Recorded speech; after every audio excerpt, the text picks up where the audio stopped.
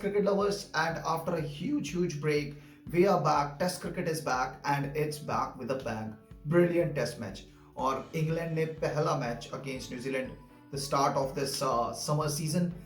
जीत लिया है, convincing victory. और Joe Root once again raising his hand. He is not the captain any more, but he wants to win the test matches for his team, and he showed it. Or brilliant 100. Or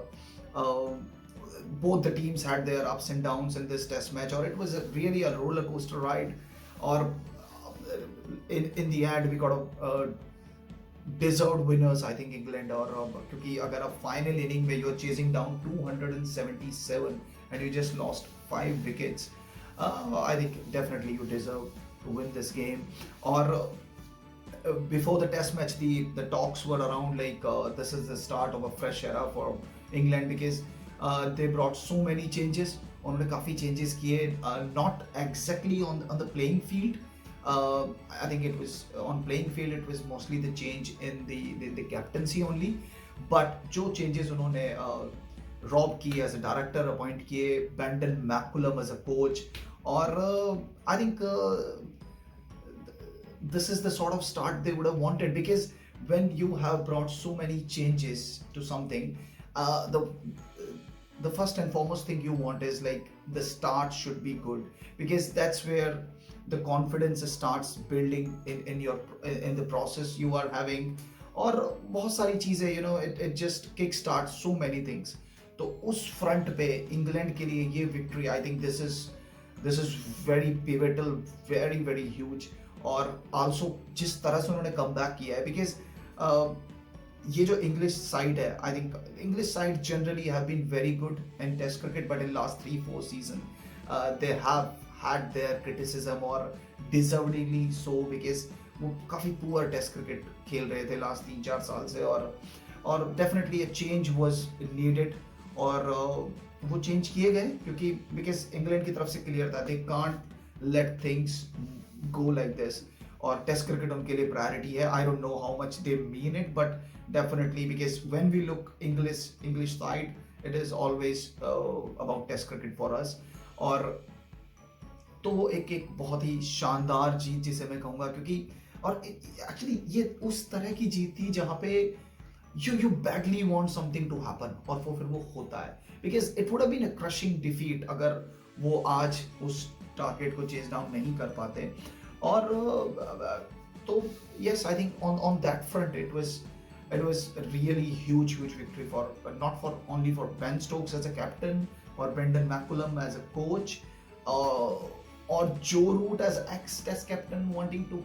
I don't think he wanted to prove something, but still he wanted to show like, okay, might not be the captain, and it's I left the captaincy for the good of the team, and I think this is the fruit we are getting now. और England के लिए जो दूसरा सबसे बड़ा positive रहा वो रहा जो उन्होंने स्टुअर्ट ब्रॉड और जेम्स एंडरसन को बैक किया, और उन्होंने वापस टीम में बुलाया, और उन्होंने they were just brilliant both of them. और वो हंगर, वो डिजायर, वो passion, despite having seen it all, having done everything in the world of cricket, वो आज भी वो डिजायर, पैशन इंग्लैंड क्रिकेट के लिए बेहतर करना और इंग्लैंड टीम को जिताना, वो साफ उनके स्पेल में झलक रहा था. और Stuart Broad was like he wanted the crowd to back them, और उन्होंने वो जेस्चर भी किया था हाथ से कि वी वांट योर सपोर्ट. और उसके बाद I think he got 2 wickets on consecutive deliveries. I think one was a run out, but the next one was a brilliant delivery which castled Jamieson. और वहाँ से I think that was the moment जहाँ से test match, I think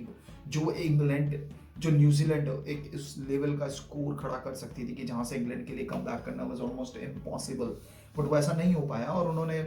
England came back at that moment, और उन्होंने ensure किया कि New Zealand isn't posting something which is not achievable or out of the range. और I told you earlier as well, nowadays the biggest thing, और जो एक बहुत ही अच्छा change because of these shorter format आया है टेस्ट क्रिकेट में, is like 4th inning chases.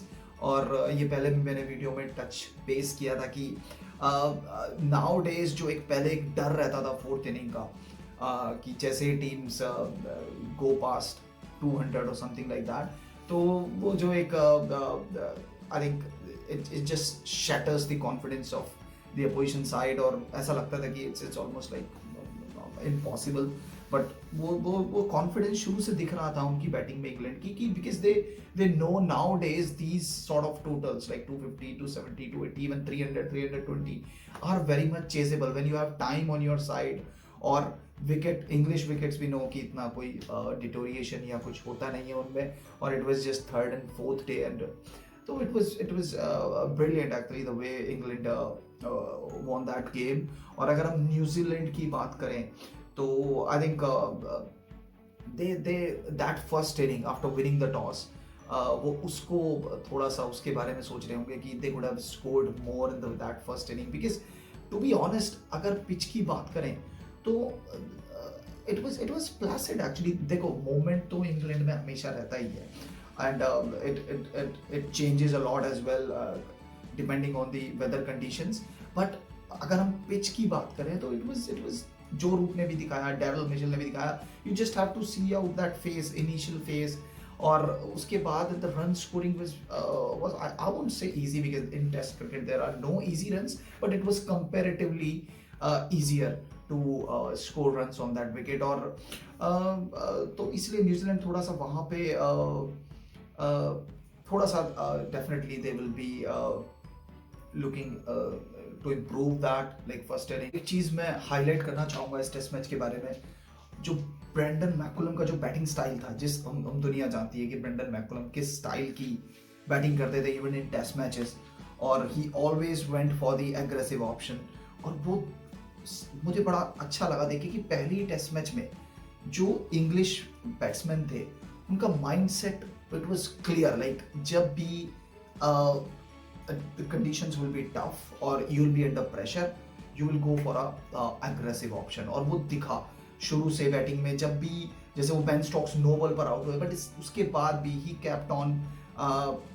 Looking for scoring runs, और जिस प्रोसेस के साथ वो आए थे he didn't change that, और aggressiveness दिख रही थी बैटिंग में ओवरऑल, और I think this is gonna be the way England are now gonna play their test cricket. They want to be aggressive, or I think that is why they appointed Brendon McCullum in first place. और तो ये काफ़ी अच्छा था कि पहले ही match में, और I think because everybody was on same page, क्योंकि बेन स्टोक्स भी हम जानते हैं किस तरह के क्रिकेट उन्होंने खेली है, he always wants to be on front foot or putting opposition under pressure. Brendon McCullum भी उसी शैली के प्लेयर थे, और आई थिंक इट्स गुड कि नाउ एक प्लान के साथ, because these sort of things can backfire very quickly, क्योंकि एकदम से इस तरह की चीज़ें आती है कि he could have been more responsible there, और इस तरह के शॉट खेलने की क्या जरूरत थी, और बहुत क्रिटिसिज्म भी होता है, but the good thing is like you have a plan, stick to that, or in the end results, so we know like there are so many ways to get the results. It's not like only one way in cricket to be successful, और तो इसीलिए एक अच्छा है कि एक aggressive approach के साथ वो जा रहे हैं, because I have seen it as well in past कि जब भी English batting थोड़ी सी actually we have seen lot of collapses from the English side in past, और वहाँ देखा है कि जहाँ एक जरूरत थी कि एक इस तरह की काउंटर अटैकिंग इनिंग खेलने का, तो वहाँ बहुत से जो बैट्समैन थे दे वर ऑलवेज इनडिसाइसिव, कि they wanted to go for an option like aggressive option, but हमेशा से they were like in two minds whether to do it or not, और जब इस तरह का कॉन्फिडेंस आपको ऊपर अपने ड्रेसिंग रूम से मिलता है कि you go for it और will face the consequences together, तो वो एक और more often than not things start to happen, और आपके लिए ज़्यादातर you will end up on a winning side or like on a successful note. तो ये एक बहुत ही मुझे एक अच्छी चीज़ लगी, जो immediately एक जो mindset था that was there for all the betting all English bettors. Now really looking forward to that second test match which starts on Friday, and let's see what sort of comeback New Zealand can make. So until then, stay safe, stay healthy, keep smiling, and keep watching Test cricket, even the highlights. Long live Test cricket.